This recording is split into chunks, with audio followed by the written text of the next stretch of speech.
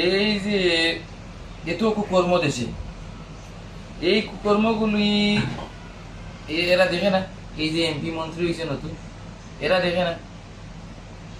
আপনাদের ফেসবুক যারা চালান, আমার এই কথাগুলো যদি আপনার পছন্দ হয় তাহলে দেখুন। যদি জানি আমি এই কথাটা যুক্তিসঙ্গত না, কিন্তু আমি বলতেছি এই কথাটা। এই যে সংসদে মারামারি করতেছে, তারা গিয়া জয়ী হইয়া সংসদে যে মারামারি করতেছে, এগুলো না করে যদি 64 জেলার নিউজ যদি 2 ঘন্টা বড় ডিসপ্লেতে দেখানি হয়, এই নিউজগুলো বড় ডিসপ্লেতে দেখানি হয় যে কোন জেলায় কিরকম হচ্ছে, দর্শন হচ্ছে, খুন হচ্ছে, মারামারি হচ্ছে। এই যে ঈদের আগের দিনে ট্রেন অ্যাক্সিডেন্টের কথা, বেচারার স্ত্রী মারা গেছে, সন্তান মারা গেছে এই গাড়ি এই মেট্রো অ্যাক্সিডেন্ট করে।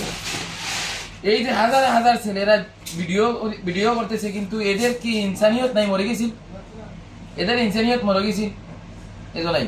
কালকে দেখলাম যে আওয়ামী লীগের জোরে গাড়ির সাথে লোকটা বিএমপি মারতেছে, এটা কোন ধরনের দোষ? আজকে একটু আগে দেখলাম জামাতের নেতা গরুরে দর্শন করতেছে।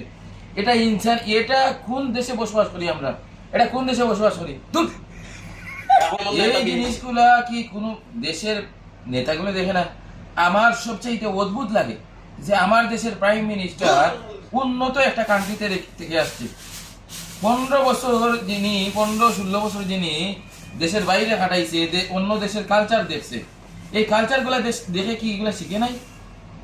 দেশ কিভাবে সুরক্ষা করতে হয়, দেশে কিভাবে এই যে ফিতনা ফাসাদ থেকে দূর রাখতে হয়, এগুলো দেখে যায় নাই? দেশের মানুষের কিভাবে হেফাজতে রাখা যায়, এগুলো দেখে যায় নাই? এই যে বাইরের দেশে উন্নত কান্ট্রিগুলা, এগুলো দেখে নাই? এই কি বাইরের দেশে যে আমরা বাংলাদেশে আছি, শুধু কি আমাদের প্যান্টের জেব আছে, স্প্রিং আছে, বাংলাদেশের প্যান্টের স্প্রিং নাই? এই স্প্রিং গুলা বন্ধ রাখা যায় না?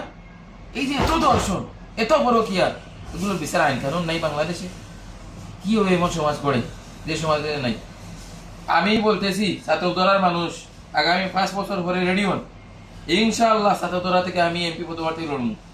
যদি কোনো দল থেকে আমারে কোনো দল থেকে নিয়োগ দেয় তাহলে দলের পক্ষে থেকে লড়বো, আর নাকি স্বতন্ত্র প্রার্থী হয়ে আমি লড়বো ইনশাআল্লাহ। ছাত্রদলার মানুষ রেডি হোক আগামী 5 বছর পরে।